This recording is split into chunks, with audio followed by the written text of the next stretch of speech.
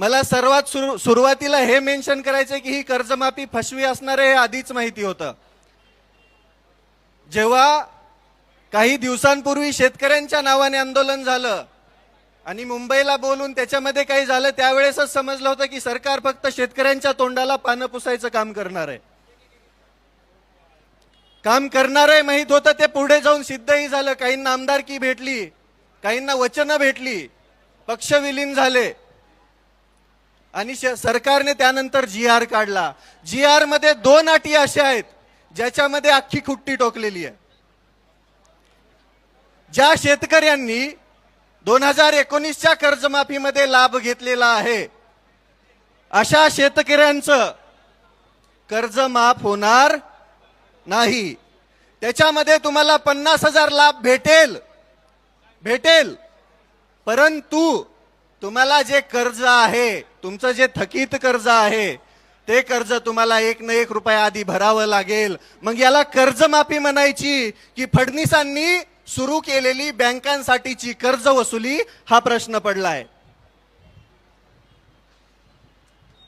दुसऱ्यामध्ये बी सेम तीच अट आहे, काहीच नाहीये. याच्यामध्ये महाराष्ट्रातील जवळजवळ 36 लाख शेतकऱ्यांचं नुकसान होणार आहे. मग कर्जमाफी द्यायचीच होती तर सरसकट द्यायची ना, ढोंग कशाला करायचं? जर तुम्हाला शेतकऱ्यांचा एवढाच कळवळ आहे तर सरसकट द्यायची. पण नाही, आजपर्यंत तुम्ही 2014 पासून बघत आलेला आहात. समित्या आणि निकषांमध्ये सरकार फसलेलं आहे. मागच्या 10 ते 12 वर्षामध्ये जेवढं काही सरकार आली त्याच्यामध्ये मध्ये एक कर्जमाफी झाली, त्याच्यामध्ये सरसकट दिली होती. पण यांनी 2 कर्जमाफ्या दिल्या, त्या 2 कर्जमाफ्यामध्ये फक्त निकष लावलेले, तर त्याच्यामध्ये दुसरं काहीच नाहीये. या निकषांमध्ये शेतकऱ्याला कोणतीही कर्जमाफी भेटत नाहीये. माझ्या वडिलांच्या नावावरती 35,000 रुपयाची सोसायटी आहे. मागच्या वेळेस बी तो 50,000चा लाभ भेटला नाही, यावेळेस बी भेटणार नाही.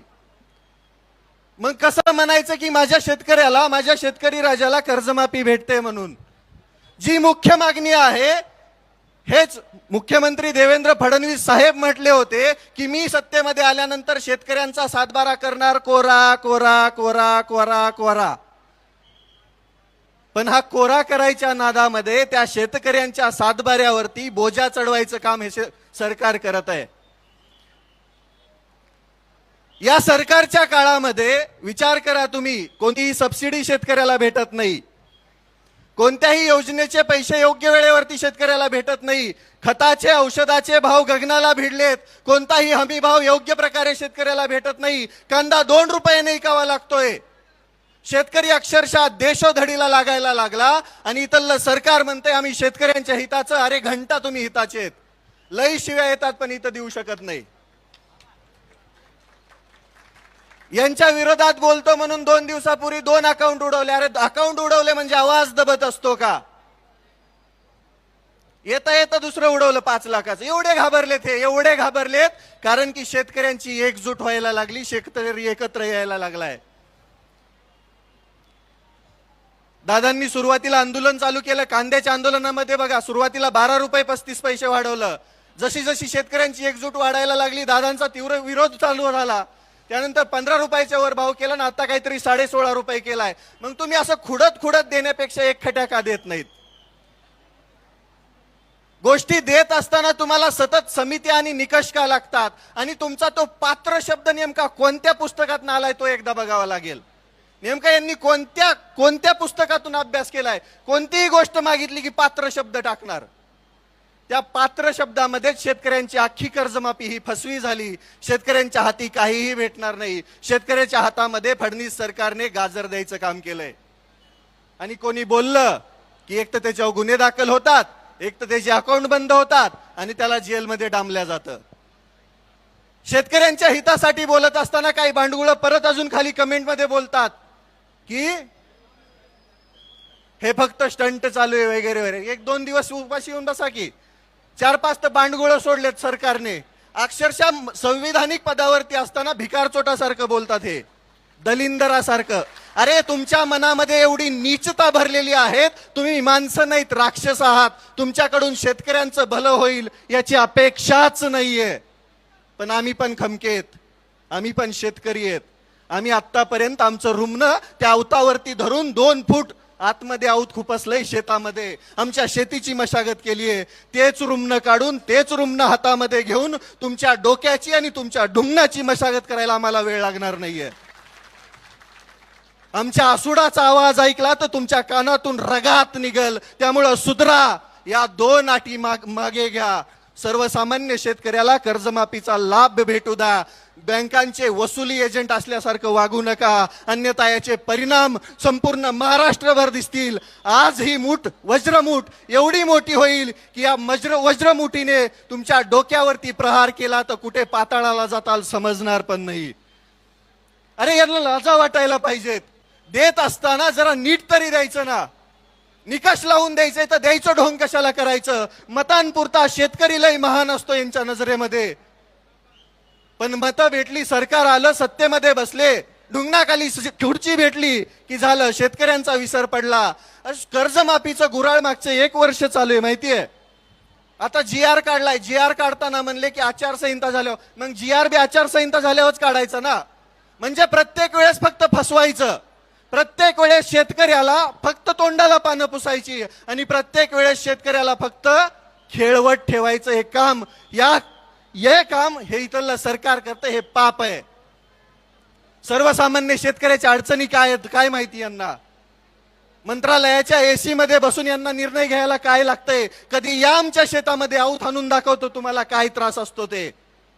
देशोधडीला लागलाय शेतकरी आणि त्याच शेतकऱ्यांवरती वार करायचं काम हे सरकार करतंय. या सरकारला धडा शिकवण्यासाठी शेतकऱ्यांना आता एक या.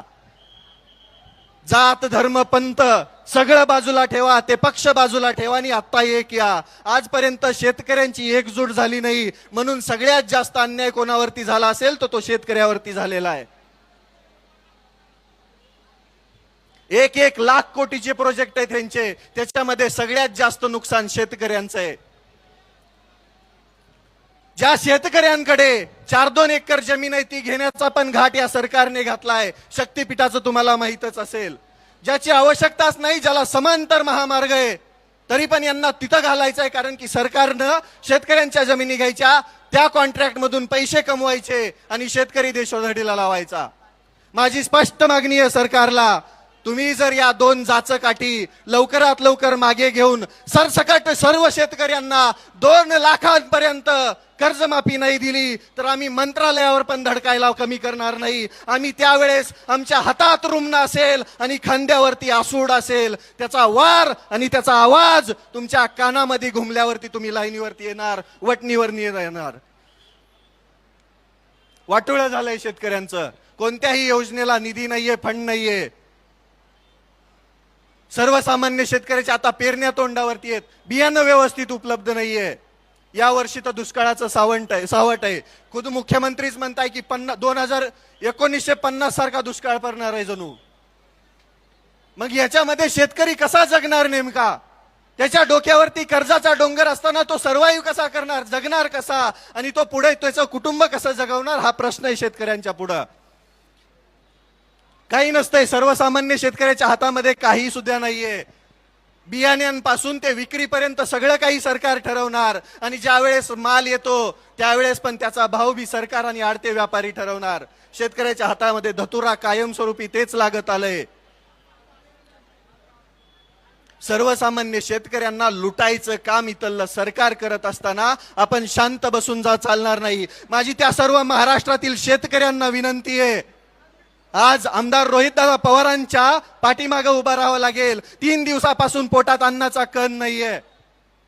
हे आपल्यासाठीच चालू आहे. जर माफी झाली तर ते सगळे 36,000 शेतकरी त्या निकषांमध्ये बसणार आहेत. त्या 36 लाखांपैकी कमीत कमी 36,000 तरी इथं दिसायला पाहिजेत. त्याच वेळेस इथल्या सरकारवरती दबाव बसणार आहे. माझी महाराष्ट्रातील सर्व शेतकऱ्यांना विनंती आहे, कुठं बी असा पण पंढरपुरात दिसा. आजपर्यंत तुम्ही वारकरी बनून इथं आला होतात, आता एकदा शेतकरी बनून पंढरपुरात यायची वेळ झाली आहे. आमदार रोहितदादा पवारांचे हात बळकट करायची वेळ झाली आहे. हे तुमच्यासाठी चालू आहे फक्त. याच्यामध्ये कोणता स्वार्थ, कोणता स्टंट किंवा अजून काही नाहीये. मुळातच या राज्यामध्ये विरोधक ठेवायचाच नाही असा सरकारचा घाट आहे. त्याच्यासाठी 4-2 भिकारचोट सोडलेली येतं. काल एक जण बकवास करत होता दलिंदर, अरे 2 मारावे वाटले, आई शपथ सांगतो, नाव घेतलं लय बुडाला आग लागल, घेणार नाही, तुम्हाला समजून गेला असेल. लाजा वाटत नाहीत का तुम्हाला बोलत असताना? लाजा. अरे जनाची नाही मनाची तरी ठेवा ना. कोणीतरी शेतकऱ्यांसाठी लढत असताना तो स्टंट कसा असू शकतो? आम्ही तर तुमच्या सरकारमध्ये घेतलेल्या त्या कडूला बी पाठिंबा दिला होता ना. निघाला भिकार चोट, आम्ही काय करावं त्याला? शेतकऱ्यांच्या जीवावरती पोळी भाजणारी माणसं अशीच असतात. पण इथं नाहीये ना तसं. मागचा जर विचार केला तुम्ही तर कांदा आंदोलनामध्ये शेतकऱ्यांचा फायदा झाला दादांनी आंदोलन केल्यानंतर. मग या आंदोलनाचा पण फायदा शेतकऱ्यांना होणार आहे हा विश्वास आहे आम्हाला. आणि आम्हाला माहिती आहे की हे स्वाभिमानाचं रक्त आहे, हे शेतकऱ्यांसाठी लढणारं रक्त आहे. म्हणून आमचा जाहीर